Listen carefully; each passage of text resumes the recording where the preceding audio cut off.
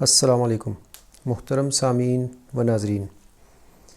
آج کی نشست میں ہم ملائکہ کے حوالے سے کچھ ملائکہ کا تعارف اور اللہ پاک نے ان کو جو فضیلت عطا کی ہے اور جو کام وہ کرتے ہیں اس حوالے سے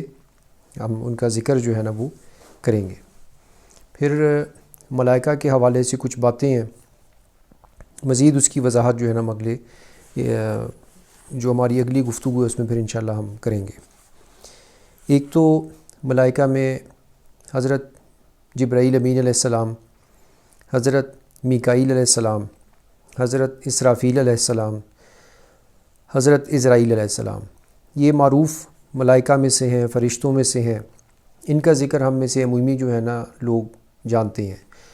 کچھ ملائکہ کا میں آج ذکر کروں گا، پھر ہم واپس آ کے تو حضرت جبرائیل امین علیہ السلام کے حوالے سے، حضرت امیر حمزہ رضی اللہ عنہ جو ان کی زیارت کی تھی اس حوالے سے، پھر حضور علیہ الصلوۃ والسلام نے جو حضرت جبرائیل امین علیہ السلام کو ان کی اصل حالت میں آپ کی درخواست کے اوپر حضرت جبرائیل امین علیہ السلام نے اپنی اصل شکل میں 2 دفعہ پوری زندگی میں حضور علیہ الصلوۃ والسلام کی حیات مبارکہ میں، ظاہری حیات مبارکہ میں جو ان کی زیارت کی اس حوالے سے، وہ پھر ہم اگلی نشست میں جو ہے نا ان 4 مقرب فرشتوں کا جو ہے نا وہ تفصیل سے ذکر کریں گے۔ پردوں کے جو سربراہ فرشتہ ہے وہ میتا تروش علیہ السلام، میم یہ توئیں الف رے واو شین، میتا تروش علیہ السلام۔ حضرت ربیع بن انس رضی اللہ عنہ فرماتے ہیں کہ پہلا آسمان جمع شدہ لہر ہے، دوسرا سفید سنگ مرمر کا ہے، تیسرا لوہے کا ہے، چوتھا آسمان تانبے کا ہے، پانچواں آسمان چاندی کا ہے، چھٹا سونے کا، ساتواں سرخ یاقوت کا۔ ان کے اوپر نور کے صحرا ہیں، ان کے اوپر کا علم اللہ تعالیٰ اور پردوں کا فرشتہ یعنی میتا تروش علیہ السلام کے علاوہ کوئی نہیں جانتا۔ اس فرشتہ کا نام میتا تروش ہے۔ اس کی روایت مسند اسحاق بن راہویہ، ابن المنذر، ابن ابی حاتم موجم اوسط، در منصور اور ترمذی وغیرہ میں جو ہے نا وہ اس کی روایت موجود ہے۔ پھر حاملین عرش جو فرشتے ہیں، آیہ مبارکہ الحاقہ، سورہ الحاقہ آیت نمبر 17، اعوذ باللہ من الشیطان الرجیم، وَيَحْمِلُ عَرْشَ رَبِّكَ فَوْقَهُمْ يَوْمَئِذٍ ثَمَانِیَةٌ، اس روز آپ کے صلی اللہ علیہ وسلم کے رب کا عرش 8 فرشتے اٹھائے ہوئے ہوں گے۔ حضرت عباس بن عبد المطلب آپ صلی اللہ علیہ وسلم کے چچا محترم مذکورہ آیت کی تفسیر میں فرماتے ہیں کہ یہ فرشتے پہاڑی دمبوں کی شکل میں ہوں گے، جسموں کی طوالت اور چوڑائی۔ حضرت ابن عباس رضی اللہ عنہ سے مروی ہے کہ حاملین عرش کے سینگ ہیں جن کی بلندیاں ایسی ہیں جیسے نیزہ کی بلندی ہوتی ہے۔ ان میں سے ہر ایک کے پاؤں کے ابھرے ہوئے تلوے سے لے کر ٹخنے تک 500 سال چلنے کا فاصلہ ہے۔ اس کے ناک کے سرے سے لے کر ہنسلی کی ہڈی تک 500 سال چلنے کا سفر ہے، اور اس کی ہنسلی کی ہڈی سے لے کر سینے تک کا 500 سال کا سفر ہے۔ حضرت ابو ہریرہ رضی اللہ عنہ فرماتے ہیں کہ رسول اکرم صلی اللہ علیہ وآلہ وسلم نے ارشاد فرمایا، مجھے اجازت فرمائی گئی ہے کہ میں ایک ایسے فرشتے کی بات بتلاؤں جس کے پاؤں 7ویں زمین سے بھی گزر گئے ہیں اور عرش خداوندی اس کے کندھوں پر ہے۔ وہ یہ کہہ رہا ہے، سبحانک این کنت و این تکون، اے اللہ آپ کی ذات ہے، آپ کی ذات پاک ہے، آپ جہاں تھے اور جہاں ہیں اور ہوں گے۔ حضرت جابر رضی اللہ عنہ سے مروی ہے کہ نبی اکرم صلی اللہ علیہ وسلم نے ارشاد فرمایا، مجھے اجازت فرمائی گئی ہے کہ میں ایک ایسے فرشتہ کے متعلق کچھ بتلاؤں جو عرش کے اٹھانے والوں میں شامل ہے۔ اس کے پاؤں سب سے نچلی زمین میں ہے، اس کے سینگ پر عرش ہے، اور اس کے کان کی لو سے اس کے کندھے تک کا فاصلہ 700 سال تک پرندہ کے اڑنے کے برابر ہے۔ وہ فرشتہ یہ کہہ رہا ہے، سبحانک حیث کنت، آپ کی ذات پاک ہے، آپ جہاں بھی ہیں۔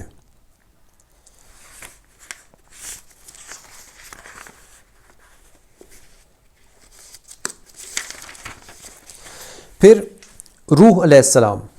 لیلۃ القدر میں نزول اللہ تعالیٰ فرماتے ہیں اعوذ باللہ من الشیطان الرجیم، یہ سورۃ القدر کی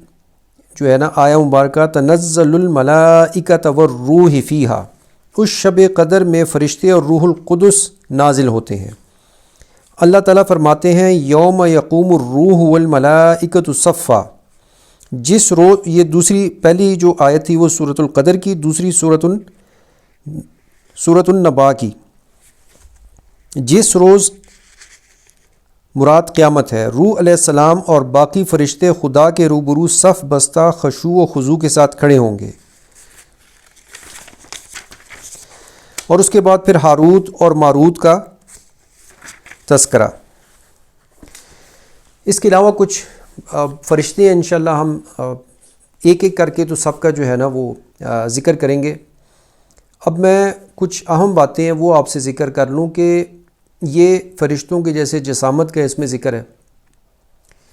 کہ عرش ان کے کندھوں پہ، اور ایک روایت میں آتا ہے کہ اس سے مراد جو ہیں وہ حضرت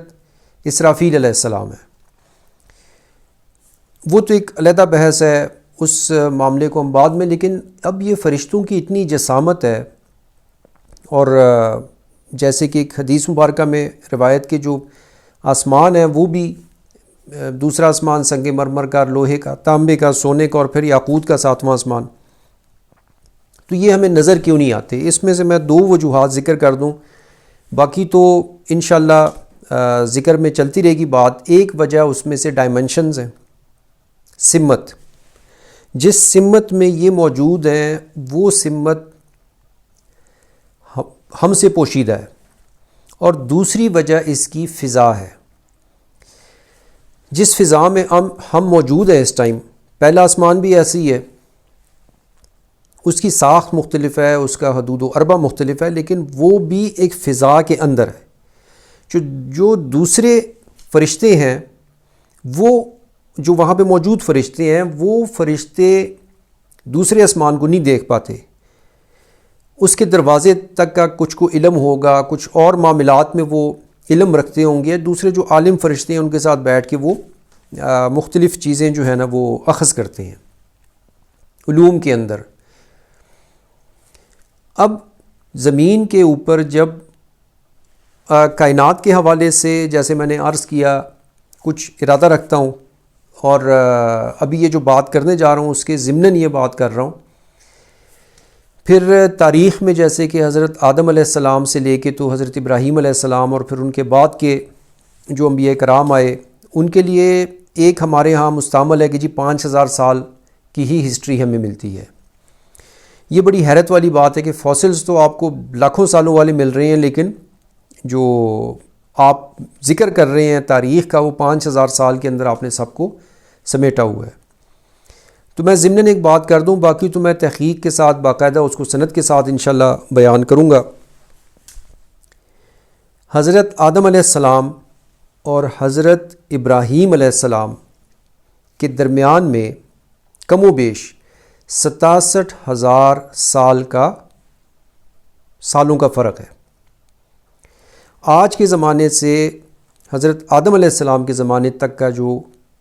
فاصلہ بنتا ہے زمانوں میں، وہ تقریباً کم و بیش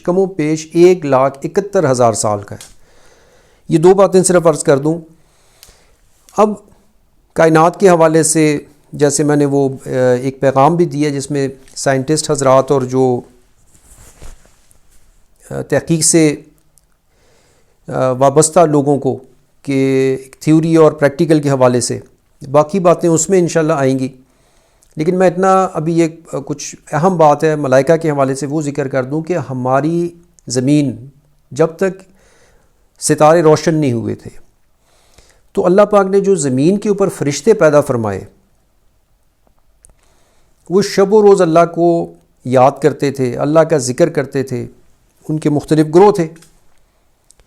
اب تاریک زمین تھی، تاریک کائنات تھی۔ اب اس تاریکی کے اندر جو فرشتے موجود تھے وہ صبح کا تو کوئی تصور نہیں تھا، مسلسل ایک طویل رات تھی، اس رات میں وہ ہر وقت اللہ کا ذکر کرتے تھے اور گریہ وزاری کرتے تھے۔ اس رات میں سے جو ایک طویل رات تھی، ایک وقت مقرر تھا جو بعد میں جب وقت کی تخصیص ہوئی تو اس میں پھر وہ ہمارا دنیا کا ایک سال بنا۔ وہ لیلۃ القدر کی رات میں روح فرشتہ اترتا تھا آسمان سے زمین پر، اور جو فرشتے زمین پہ موجود ہوتے تھے اور جو زمین کے فرشتے تھے وہ ان کے گرد جمع ہو کے اس کی زیارت کرتے اور باقی فرشتوں کے احوال سنتے۔ ان میں سے جن فرشتوں کو ترقی دینی ہوتی تھی، جن کو مزید علو اور بلندی دینی ہوتی تھی، ان کا حکم لے کے وہ اترتے تھے، اور باقی کچھ فرشتوں کے حساب سے جو علم ہیں، جو معلومات ہیں، جو احوال ہیں، جو اللہ کی تسبیح اور اس کے قرب کے لیے جو بھی عبادات ہیں اس کا وہ ذکر فرماتے تھے۔ اب آپ کے ذہن میں یہ سوال آئے گا کہ لیلۃ القدر اتنی دور کیسے چلی گئی؟ تو یہاں بھی آپ نے کامن سینس سے ہی کام لینا ہے۔ اب دنیا میں جب کوئی دن رکھتے ہیں، جیسے کوئی ریاست ہے یا کوئی بڑا کوئی اوکیزن آپ کا دن ہوتا ہے اور ہر سال اس کو آپ بناتے ہیں، تو اس کے منانے کی تاریخ ہوتی ہے کہ فلانے دن ہماری یہ قربانی ہوئی تھی، تو اس کو اتنے سینکڑوں سال گزر گئے یا 100 سال گزر گئے یا 300 سال گزر گئے ہماری آزادی کو، جیسے امریکہ کی بات کر رہا ہوں یا دوسرے ممالک، تو ہم اس دن کو اس مناسبت سے مناتے ہیں۔ اب یہ تو ہم انسان جن کو ابھی کہہ لیں کہ اس حساب سے اگر تاریخ نکالی جائے کائنات کے حوالے سے، یا تو وہ کچھ بھی نہیں بنتا، چند منٹ بنتے ہیں۔ تو اللہ پاک کے نزدیک وہ دن جو کہ محترم ہوتا ہے اس کی بھی ایک تاریخ موجود ہے، اور اس تاریخ بہت قوی ہوتی ہے، اس کے پیچھے بہت بڑی وجوہات ہوتی ہیں۔ تو لیلۃ القدر بھی ان راتوں میں سے ہے جو کہ قدیم ترین ایک رات چلی آ رہی ہے۔ اس کے حوالے سے اور بھی بابرکت واقعات وابستہ ہیں اسی ایک لیلۃ القدر سے۔ یہ حضور صلی اللہ علیہ وسلم کی برکت سے آپ کی امت کو، انبیاء کو تو پتہ ہوتا تھا، بیشتر انبیاء کو، کہ ایسی ایک رات موجود ہے اور اسی رات کو وہ اللہ کی عبادت کرتے تھے۔ لیکن حضور صلی اللہ علیہ وسلم کی صرف امت کو آپ کی وجہ سے، وساطت سے یہ تخصیص حاصل ہے کہ اس رات کا بتا دیا گیا کہ یہ ایک رات ایسی بھی ہوتی ہے، اور اس کے اوپر ایک سورت بھی نازل ہوئی۔ تو جب یہ فرشتے زمین کے اوپر جب روشن کیا گیا، یعنی کہ سورج کو روشن کیا گیا، دوسرے ستاروں کو روشن کیا گیا، تو یہ ایک طرف روشنی سے ڈر کے یہ فرشتے اکٹھے ہونا شروع ہو گئے، ایک طرف بھاگنا شروع ہو گئے کہ یہ ہمارے اوپر قیامت ہے، کیا آفت آ گئی ہے۔ بہرحال وہ سورج کی روشنی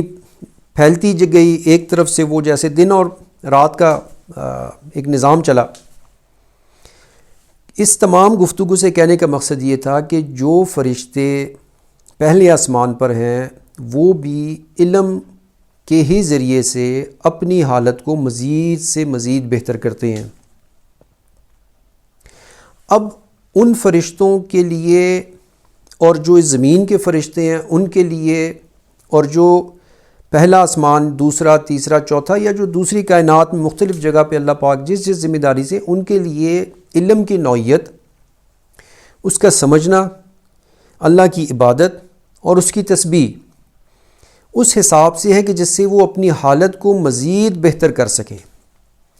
یہ بڑی لطیف بات ہے اور بڑی شاید مشکل بات بھی ہو آپ کو سمجھنا کہ میں عام زندگی میں ایک شخص، بچہ آتا ہے ایک دنیا میں، اور اس کے لیے ماں باپ چاہیں کہ اس کو ہم بہتر سے بہتر گریڈ میں لے جائیں، تو وہ اس کو ایک پروسیس سے گزارتے ہیں۔ جتنی تنگی، جتنی سختی وہ اپنے جسم پہ برداشت کرتا ہے، یعنی کہ تعلیم کے اندر، فن کے اندر، ہنر کے اندر وہ جتنا زیادہ محنت کرتا ہے، بہتر سے بہتر ایجوکیشن وہ حاصل کرتا ہے، اور اس کے لیے وہ قربانی دیتا ہے اپنے وقت کی، اپنی جوانی کی، اپنے لڑک پن کی، اتنا بہتر وہ گریڈ اور اتنی بہتر وہ دنیا میں مرتبہ لے لیتا ہے۔ کچھ ریاستوں کی بات نہیں کر رہا، وہاں تو یہ نظام ہے نہیں سرے سے، عمومی طور پہ جو ترقی یافتہ ممالک ہیں۔ اب اسی طرح جو فرشتے ہیں وہ بھی ایک پروسیس سے گزرتے ہیں، ہر ایک کے لیے پروسیس علیحدہ ہے ترقی پانے کا۔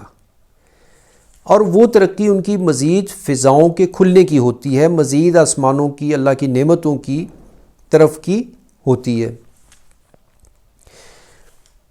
اب ہاروت اور ماروت کا قصہ آپ کے سامنے، ہم تو ایک تصور کرتے ہیں نا کہ فرشتہ،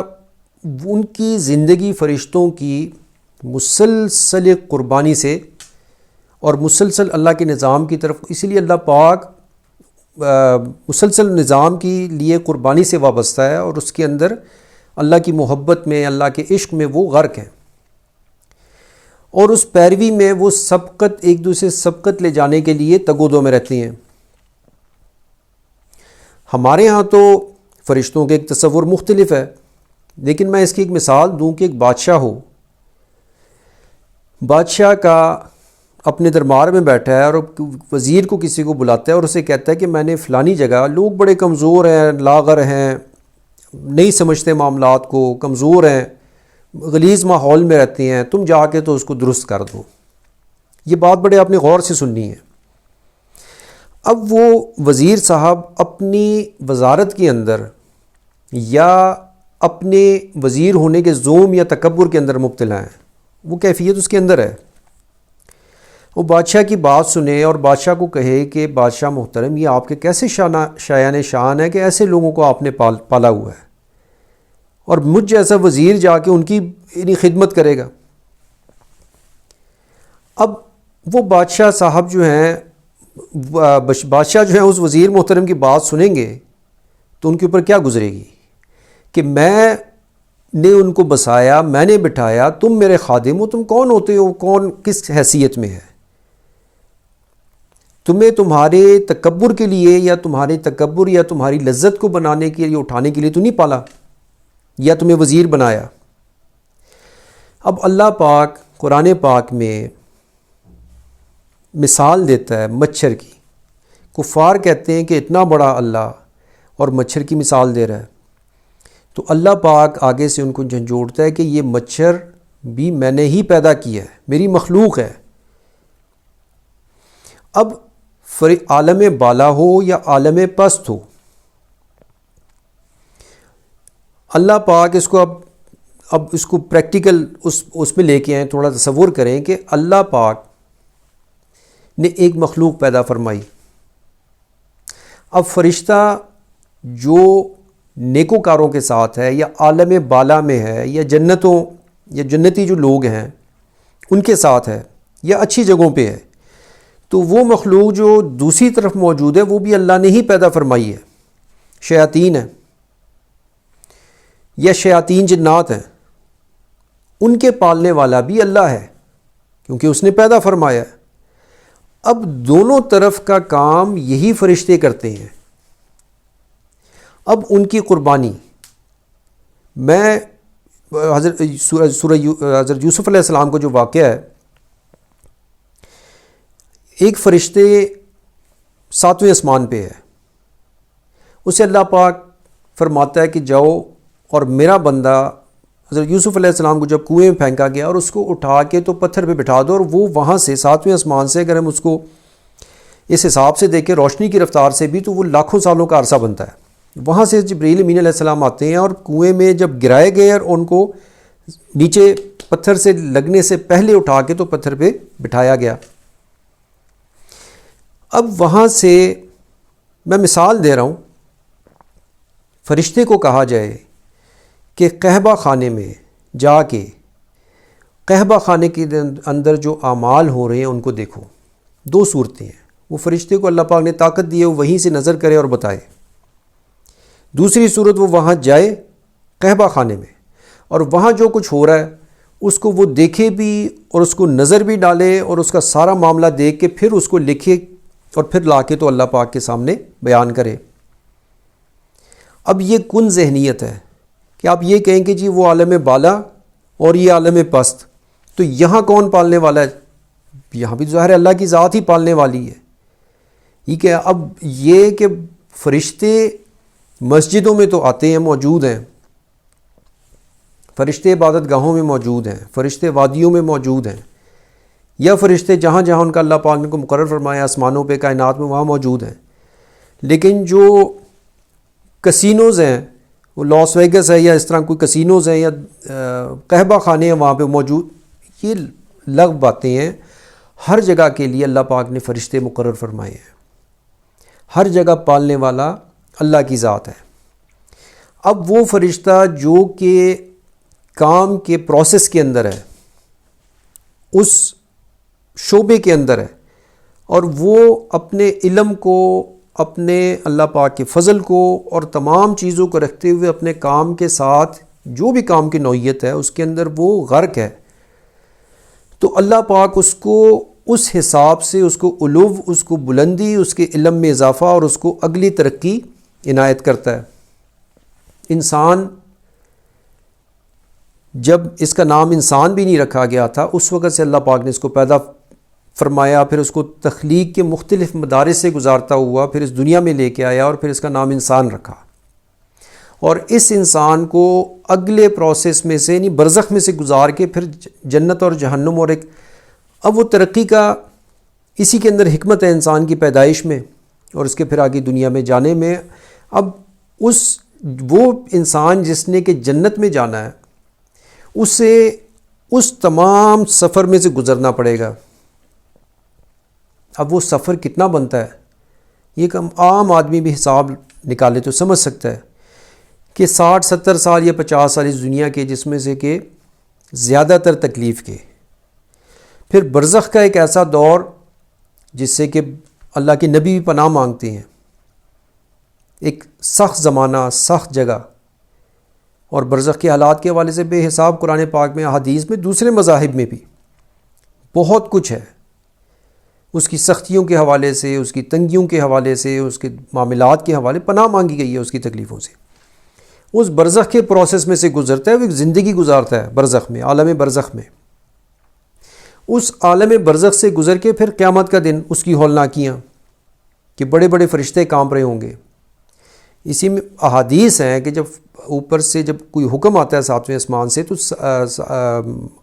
سدرۃ المنتہا سے اوپر جب کوئی حکم اترتا ہے، حضرت اسرافیل علیہ السلام جب بلاتے ہیں حضرت جبریل امین علیہ السلام کو کسی معاملے میں، تو جو 7ویں آسمان کے فرشتے ہیں وہ گھبرا جاتے ہیں، ان کے رنگ فق ہو جاتے ہیں، ان کا گھبراہٹ ان کے جسم پہ طاری ہو جاتی ہے کہ کہیں قیامت کا حکم تو نہیں آ گیا، سب کچھ لپیٹنے کا حکم تو نہیں آ گیا۔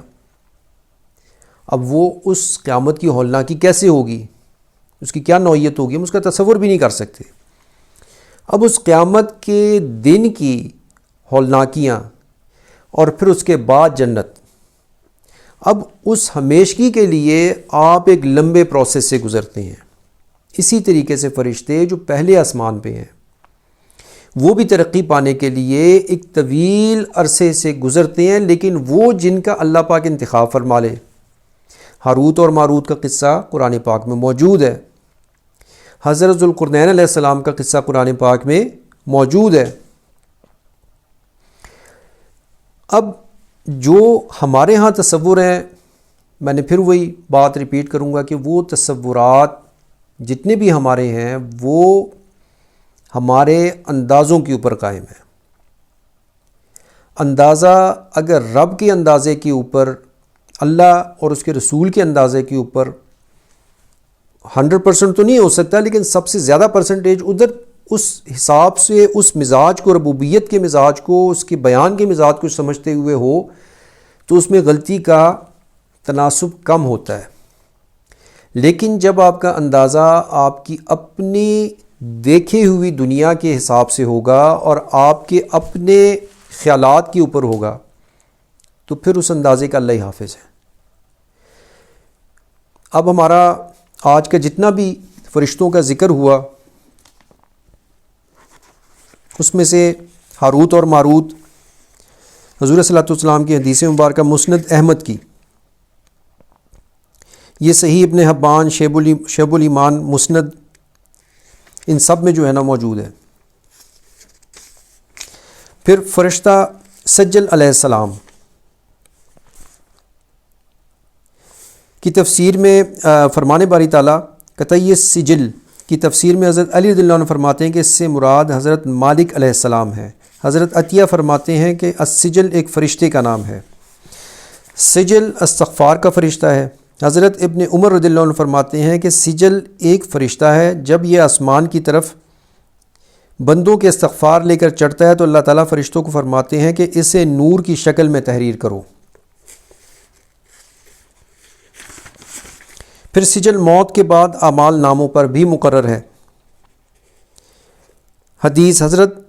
ابو جعفر باقر رضی اللہ عنہ فرماتے ہیں کہ سجل ایک فرشتہ ہے ہاروت،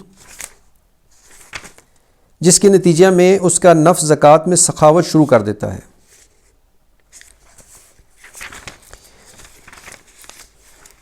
اس کے علاوہ پھر روح علیہ السلام کے حوالے سے، اور روح جو فرشتے ہیں یہ ملائکہ جو 7ویں آسمان سے اوپر ملائکہ ہیں، 7ویں آسمان سے اوپر عالم رقا ہے، 70,000 پردے ہیں۔ ان 70,000 پردے میں سے ہر ایک پردے کے اندر 70,000 فرشتے ہیں۔ اس سے اوپر جو فرشتے ہیں ان کو روح کہا جاتا ہے، اور روح فرشتے کی زیارت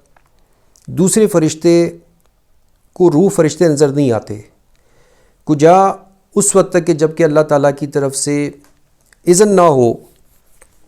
تو وہ فرشتے اپنی زیارت کرواتے ہیں دوسرے، اور جن کو زیارت کرواتے ہیں ان کی لازمی بات ہے کہ پھر وہ حیثیت نہیں رہتی، کیونکہ وہ علم میں، فضل میں اور اس زیارت کی برکت سے بہت کچھ حاصل کرتے ہیں۔ آج کی نشست یہیں تک، انشاءاللہ اگلی نشست میں ہم مزید تفصیل سے فرشتوں کا ذکر کریں گے۔ ان تمام باتوں کا مقصد پھر وہی بات کہ کچھ اور معاملات بھی اس سے مقصود ہیں، کچھ اور علم کی روشنی بھی مقصود ہے، اور آپ یوں سمجھیں کہ ایک ماحول کے لیے، ایک اچھا ماحول بنانے کے لیے یہ کوشش ہے۔ تو انشاءاللہ اگلی نشست سے ہم اس سے زیادہ تفصیل سے جو ہے نا وہ فرشتوں کا، ملائکہ کا ذکر کریں گے۔ السلام علیکم۔